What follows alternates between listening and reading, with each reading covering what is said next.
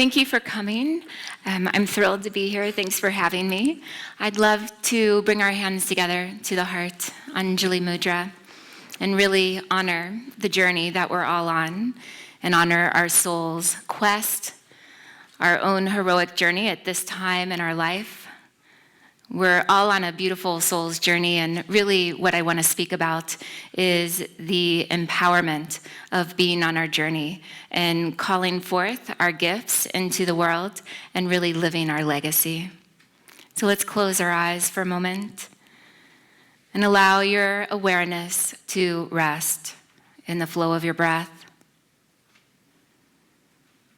And the great prana shakti, the life force, energy, prana, and shakti, the power of our creative energy. See, and it's like this. Every single one of us is born into this incarnated heart. Every single one of us is born into a body, and every single one of us has enormous power and enormous creative energy. And the practice and the path of yoga is to remind us of this and to free up our stuck places where the mind begins to contract and we no longer believe in our power or believe in our creative energy. We start to contract and believe in a certain narrow definition of ourself. We allow our fears to govern us, and the heart path starts to close down for various reasons. And then we turn to yoga or to some sort of spiritual path that takes us all the way in to the root once again and reminds us of what we are capable of. And not only that, but shows us a pathway and techniques and gives us skillful means, skillful access into the truth, into the essence, into everything that we are, and how to bring that into the world. So just like each one of us has a unique individual thumbprint, fingerprint, so too do we each have a unique gift to bring to the world. And I wish to speak to you from this place that every single one of us has an extraordinary soul medicine to offer up into this world exactly right now at this time. And it's no mistake that we are all born onto the planet exactly right now. This is the beauty of it. So let's chant one blessing Om together to initiate our journey together right now. Inhaling.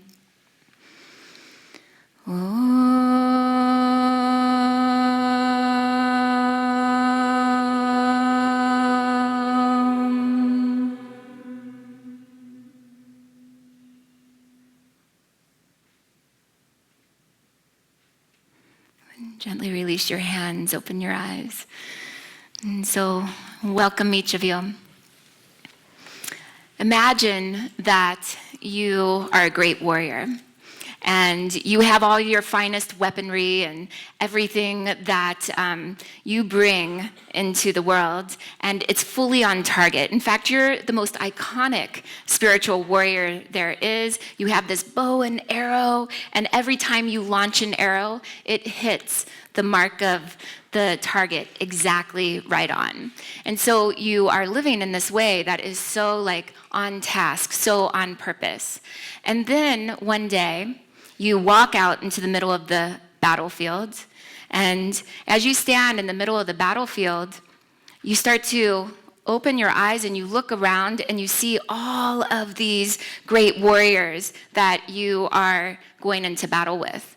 And at this moment, you feel entirely defeated. You feel entirely, what am I doing here? I cannot do this. And this then is the opening of the Bhagavad-Gita, one of the greatest texts of yoga, that which is the song of the Blessed One, the song of the self.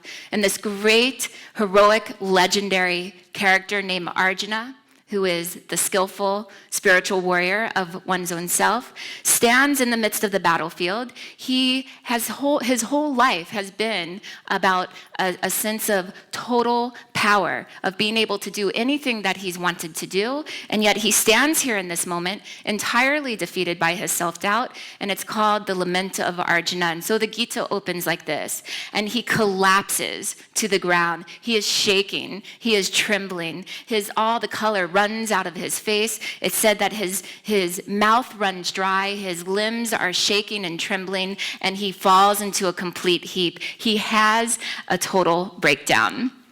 And this is exactly what happens to each of us at different parts of our lives. There are initiatory rites of passage where something happens.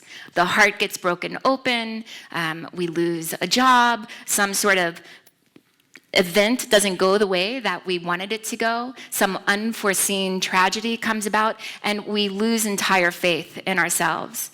And so he collapses in this heap of fear, of self-doubt, of anger, of confusion, and he says to his friend who's standing there next to him, in fact, who he's yoked to in the great chariot, his name is Krishna, he says to Krishna, "Krishna, I can't do it. I cannot do it. I don't want to go on. I cannot do this any longer." And at that moment, this is where the Gita begins, Krishna, it says, before he speaks, looks to his friend with the hint of a smile, and the teachings of yoga begin. And so here is how the story goes for all of us. It's like in those moments where we absolutely no longer believe in ourselves is where the teachings of yoga begin. And this is what I want to speak to us about.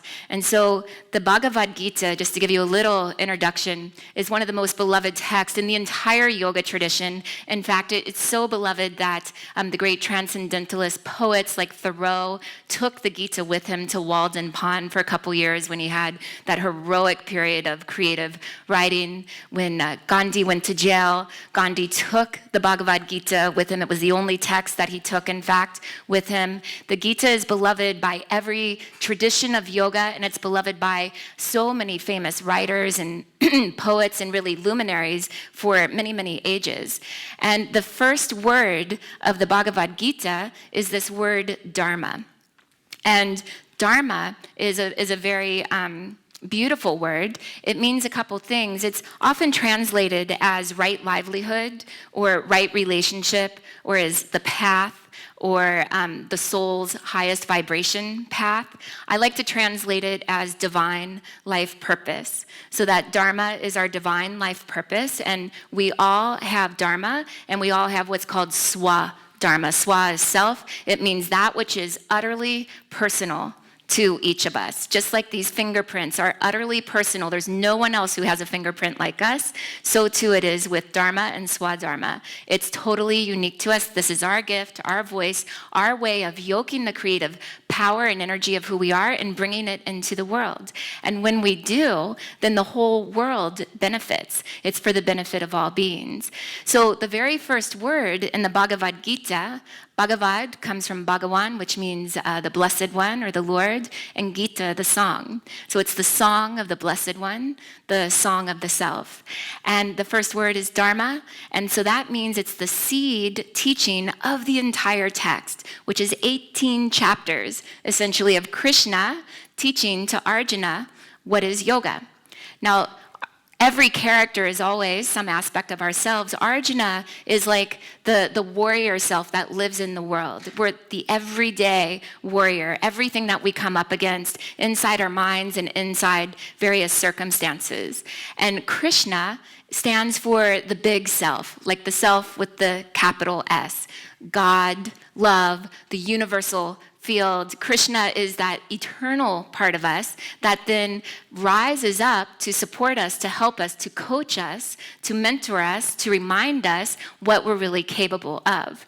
So when Arjuna, I love this text so much, and I really have to stop myself from telling you everything. So, but one of my favorite parts is when he collapses into this heap, into this total meltdown, because with a hint of a smile, Krishna looks to this defeated warrior, defeated by his own mind, defeated by his own insecurity, defeated by his own fear, and he essentially says to him, Arjuna, Rise up.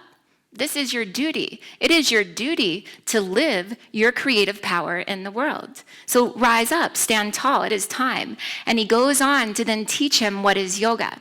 And very soon in the Gita is my most favorite passage, which says this. Krishna says to Arjuna, the big self to the small defeated self, says, it is better to strive and even struggle in one's own dharma than it is to succeed in the dharma of another. And no effort is ever lost in following one's dharma. No effort is ever wasted when you stay true to your path. But competition in another's dharma, trying to be someone else, trying to be other than who you are, only breeds fear and insecurity. So this is the initiatory teaching of dharma. For me, I have contemplated this particular passage for more than 15 years because I love it so much. For me, it really synthesizes to be exactly who you are. Really take ownership, give ourselves full permission to be exactly who we are, to be as eccentric and out of the box and wildly creative and free as the Spirit is moving through us. And then all the ways that we shut down and think that we should be another way, that's where the practices of yoga come in. So I'm going to finish the talk with giving you a set of practices to help you initiate the fire of your own divine life purpose. But in between, I'd like to tell you just a little tiny story from my own life because it's the way Krishna appeared to me with the hint of a smile and the teachings of yoga. So by the time I was 19, I was utterly self-defeated. I had done every possible thing to sabotage myself, all the drinking, all the drugs, just everything that one can do, not believing in myself, living a path that looked really good on the outside, but inside I was crushed. And so from the outside, I was en route to medical school. I was, an excellent student, and it looked like I had a lot of, success in the world and some great friendships and all this kind of thing. But inside, I was destroyed. I was racked with self-hatred. I had no idea what it meant to love oneself. I felt entirely trapped in my life. I felt like I was just being pushed in a direction that I actually didn't want to go, and yet I was willing to just keep being pushed in that direction.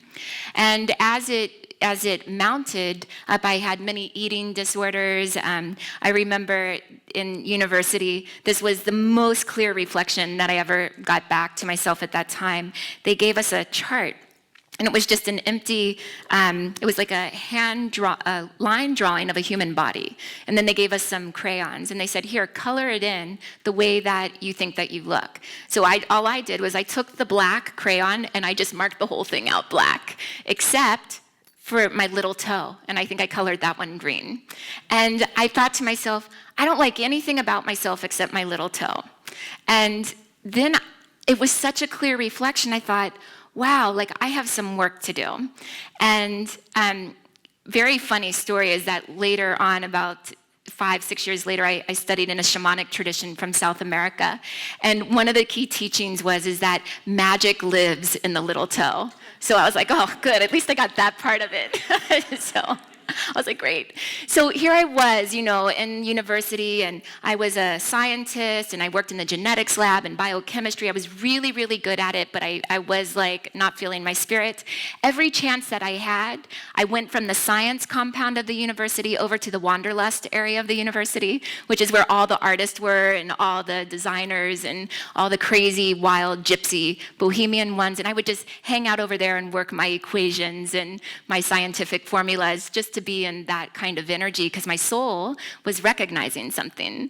And then I'd head back to where I thought I had to be. And then whenever I had a chance, I'd go to where I'd want to be. So as all of this insecurity and fear and everything built up in my life, I remember watching, it was right when the Berlin Wall was coming down. And as I was watching this on the news, and it was so symbolic, and I just thought, that's what has to happen for me. I have to break down these walls around my heart. And I knew it. And then I was working with Amnesty International, and we were working on a whole campaign for so long to free Mandela, and very late nights and writing letters and everything you do to help and participate. And then we had a vigil where everyone got a candle. There was thousands and thousands of us from the university, and we did this whole prayer and this meditation for the freedom of Mandela on the hillside of the university. And we were sitting there, and we all went into this place of prayer, and here I was praying for this another human being's freedom, Nelson Mandela, worthy to pray for this freedom. And as I was praying for this freedom and holding this candle, I remember the feeling I started to just tremble and shake, kind of like Arjuna. And I felt like I was to collapse. And then I recognized I was actually praying for my own freedom, that I was so held inside the cage of my own being. I had imprisoned myself. And as I kept praying for his freedom and then for my freedom, I literally broke out into these tears, and I was praying for every single human being's freedom. And I realized that none of this was separate. His freedom, my freedom, every human being's freedom. And I was in this place of reverie and sort of like an initiatory rite of passage, an awakening. And right at that moment, a photographer came, and the cameras were really big and loud, and it was like, and he took my picture right in that moment, and then it was on the front page of the local paper the next day. And I was laughing, and it was like, broke me out of my reverie. And then I remembered something. See, something broke open my heart. I remembered something about a truth. And I just thought, how do I know that? How will I ever know that in a sustained way? And then I immediately plummeted back into my insecurities, my fear, and my going about. And I will tell you, at this point in my life, I rarely looked in a mirror because I couldn't stand the reflection back that I saw. So I sort of got really good at avoiding all mirrors because I did not want to see my face. That's the degree of self-hatred that I was living in. And so I was working as a cocktail waitress, and now Krishna shows up. However, Krishna needs to show up in our lives so we can hear God shows up. The big self shows up for us in whatever way we're going to get it. So I was cocktail waitressing, and I had this big order, and I go up and I say to the bartender, and now here's where Krishna shows up as a bartender in my life. I have this big tray of drinks and the bartender to take out to the customers, and Krishna, the bartender, looks at me and goes, you should do yoga. And I was like, huh? Yeah, you should do yoga. What is yoga? I never heard of that before. Oh, it's like, and then the bartender's like, I'm not really sure. Actually, I just thought I was supposed to tell you that. And I was like, okay. And she said, and the bartender is like, I think it's like you do these poses, and it's from the East, and it's you. She goes, I don't really know, but somehow I knew I had to tell you that. And so that's how I learned about yoga. Now, I did check into it. Now, there's a long story that opens up after that. I kind of snuck down into this church basement, because this is like 1989, so there's not much happening, and it's in Kentucky, so it's really like quiet and occult. So I peeked down in this church basement, and I see it's all dark, and a few candles, and a few people sitting there, and some stretches, and I just looked in, and I said, I don't think that's for me. And but the seed was planted. Krishna had come. The seed was planted. There was a breakthrough in my heart. I had seen that I needed to free myself, and that my freedom was intricately and inextricably connected to all beings. And so that experience then set me on the path. 2 months after that, shortly after that, Nelson Mandela was freed, and right after his freedom, I left the medical path. And I then dove into the world of yoga, and I've never turned back since. And so that's what lit me up.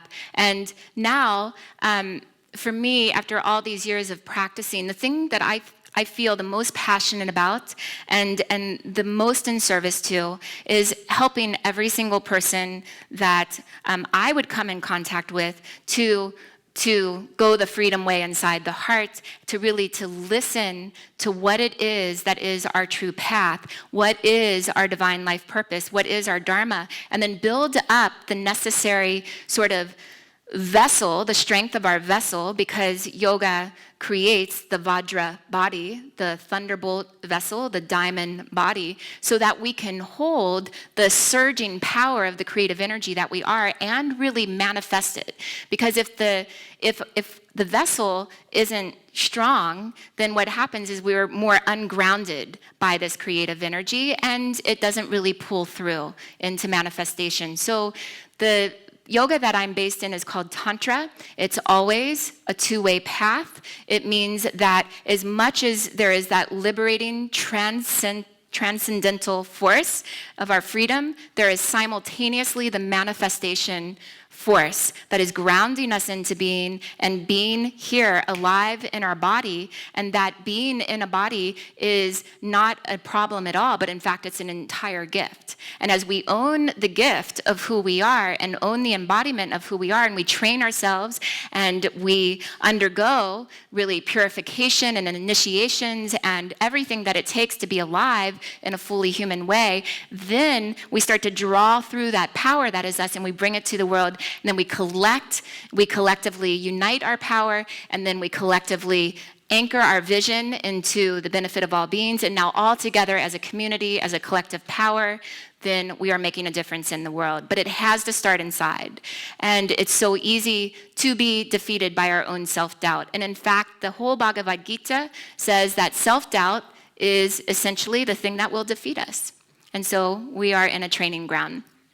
So as the Gita unfolds, it gives essentially like 4 kind of key things about our own divine life purpose and dharma. And the first is that we have to learn how to listen.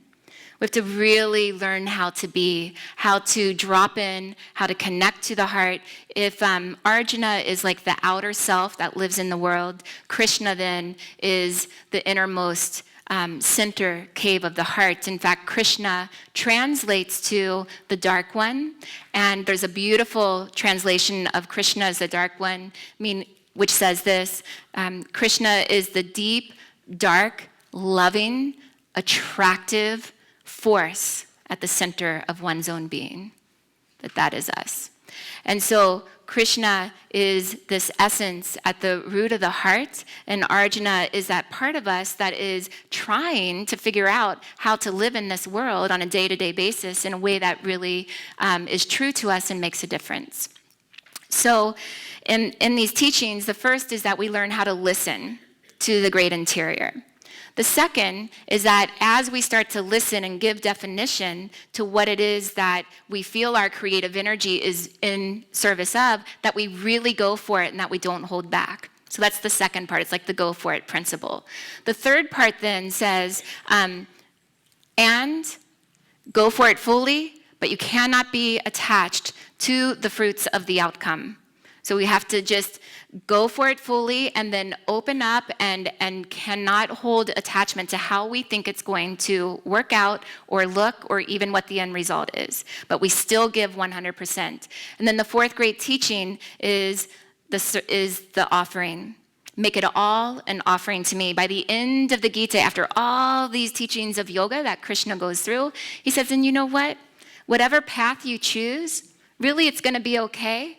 Whatever path you choose, whether it's meditation or it's selfless service or it's deep self-study and studying the text or it's bhakti, the path of devotion, whatever you choose, it's all okay. But just make it an offering.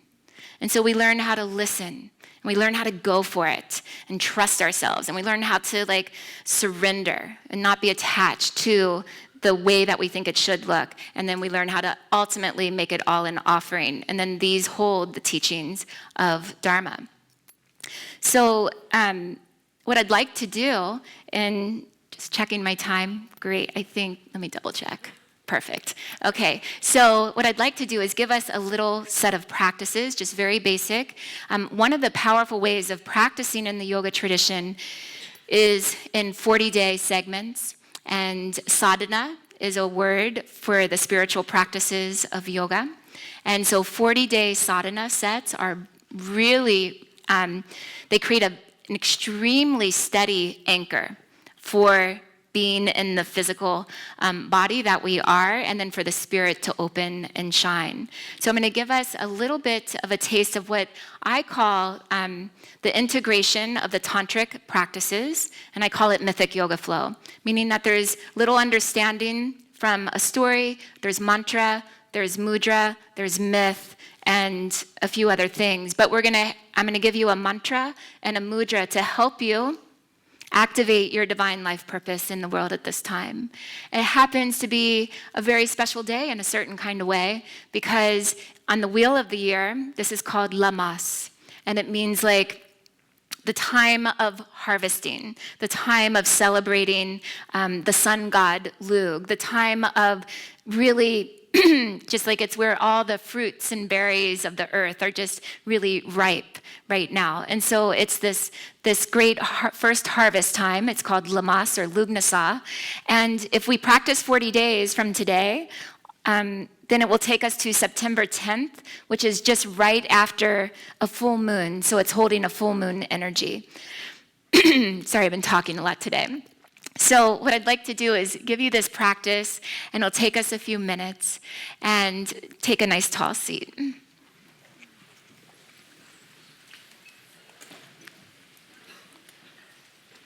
Tantra is all about embodiment and saying yes, a radical affirmation kind of yes, to every part of our being.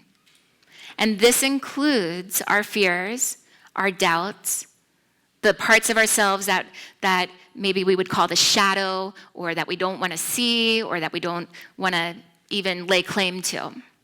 Tantra is the path of integrated consciousness and is very, very clear that the only true way of transformation is to breathe and receive and radically affirm every part of one's experience. So every time we have that lament, that breakdown, that meltdown, that struggle, that strife, any single time that we experience this, we breathe into it and we accept it and we open our arms and draw it in to the deep, dark, loving, attractive, magnetic force at the center of the heart. So we begin here.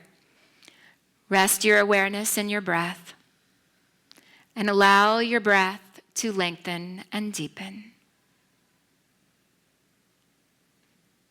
And allow the grace of the breath to breathe into every part of you. The parts that you love and the parts that you can't stand. The parts of the self that are allies and the parts that seem like the adversary on the battlefield of the self. Just know that the moment that you begin to breathe and to open yourself to receiving with really in the way of compassion every part of yourself, then already the practices rise up to hold you, to create a foundation. The practices begin to root themselves inside, to stabilize the practitioner.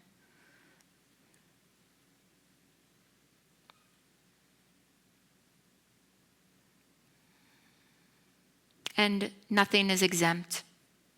No part of the experience that we've ever had lies exempt from the breath of the heart. Every part of our journey is being churned into honey, so to speak. There's my most favorite verse of poetry. Last night as I was sleeping, I dreamt that a beehive was here inside my heart. And the golden bees were making white combs and sweet honey from my old failures. These are the teachings of yoga. Breathe into it all. White combs and sweet honey are being made of our struggles and our old failures. There's nothing that has to be pushed away.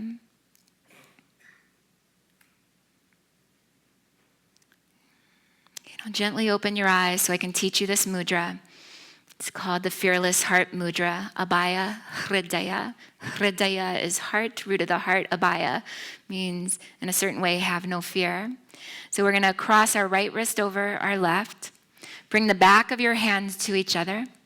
And now wrap your right index finger around your left, and then wrap your right middle finger around your left. Now skip over the ring finger and wrap your right little finger around your left. Then reach your thumb and your ring finger out to make a seal. Now check in on your neighbors and see if anyone needs help on this one, how it's looking. Okay, this is the Fearless Heart Mudra. Okay, and now draw it right in to the root of your heart. Okay, now this mudra has a very powerful effect on the physical and the subtle body integration.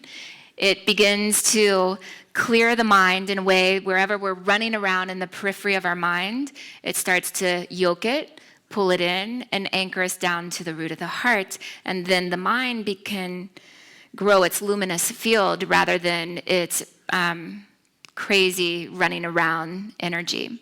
Then close your eyes again.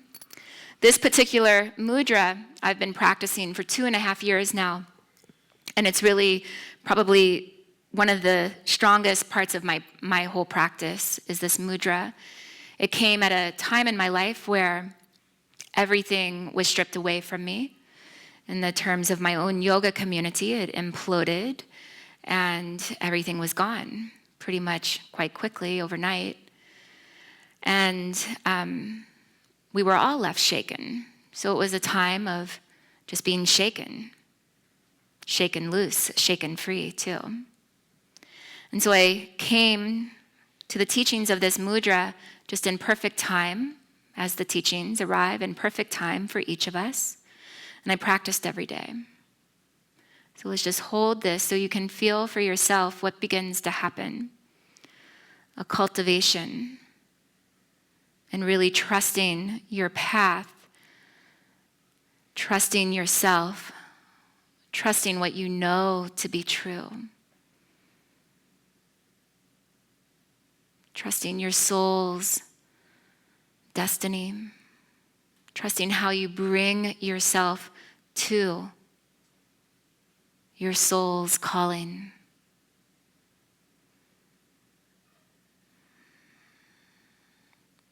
And then the mantra that I began working with immediately at this time, it's a very powerful mantra, and this is the mantra I'd like to do together. This is a mantra for strength, for protection, for courage. It is the mantra of Durga, the great force of the Shakti, to stabilize every single one of us, to strengthen us, and to fully accept our power, to open up and activate our courage, and then to yoke this power and this creative energy for the benefit of all beings. And so really, it is the power of love itself that we are calling on and invoking and strengthening inside the vessel of each one of us. You can hold this mudra so you can really feel it. And we're going to chant 108 times this mantra, which is Om Dum Durgaye Namaha. You know what it is inside of you that's calling to you. We all know. It's just a matter of tuning in and listening and giving ourselves a moment, a little time, a little space to really ground into it. Now we're going to build the courage of our vessel to really follow the truth that we know inside ourselves. So listen once and then we'll go together. Om Dum Durgaye Namaha, Om Dum Durgaye Namaha. Like this. You ready? Om Dum Durgaye Namaha, Om Dum Durgaye Namaha, Om Dum Durgaye Namaha, Om Dum Durgaye Namaha, Om Dum Durgaye Namaha, Om Dum Durgaye Namaha, Om Dum Durgaye Namaha, Om Dum Durgaye Namaha, Om Dum Durgaye Namaha, Om Dum Durgaye Namaha, Om Dum Durgaye Namaha, Om Dum Durgaye Namaha, Om Dum Durgaye Namaha, Om Dum Durgaye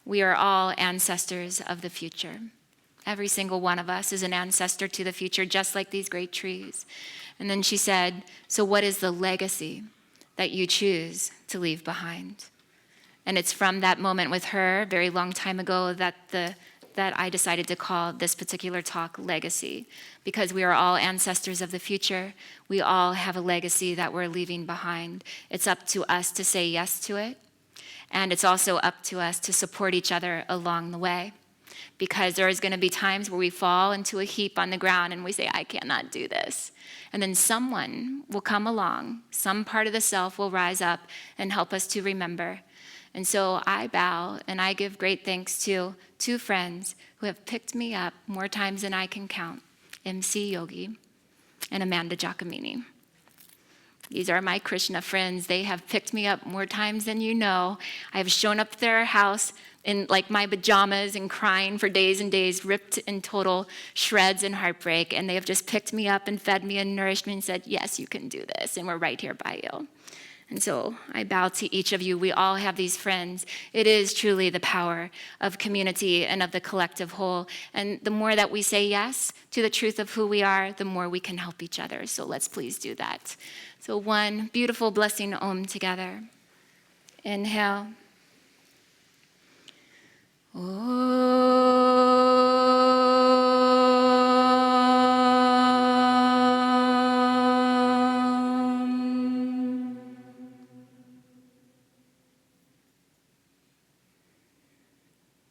To the fire of the heart,